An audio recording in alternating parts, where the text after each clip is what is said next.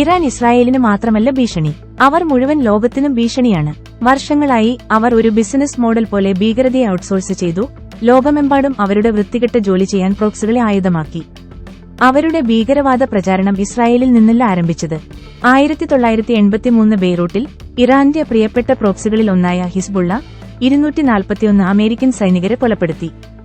1992 Buenos Ayers Iranian പിന്തുണയുള്ള തീവ്രവാദികൾ Israel എംബസിയിൽ ബോംബെറിഞ്ഞു. 29 പേർ കൊല്ലപ്പെടുകയും 200 പേർക്ക് പരിക്കേൽക്കുകയും ചെയ്തു.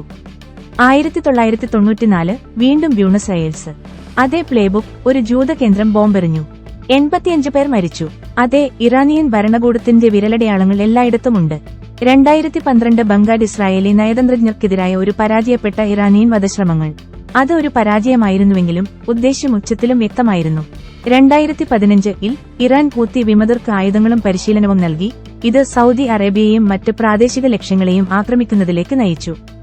2020 ഇറാൻ യുഎസിൽ ബാലിസ്റ്റിക് മിസൈലുകൾ വിക്ഷേപിച്ചത് നമുക്ക് മറക്കാൻ കഴിയില്ല.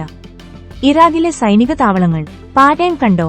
ഇത് മിഡിൽ ഈസ്റ്റിനെ മാത്രമല്ല ബാധിക്കുന്നത്. ഇറാന്റെ സ്വാധീനം ആഗോളതലത്തിലാണ്. അവരുടെ പ്രോക്സികളും പദ്ധതികളും സ്ഫോടക വസ്തുക്കളും ഭൂഖണ്ഡങ്ങളിൽ വ്യാപിച്ചുകിടക്കുന്നു.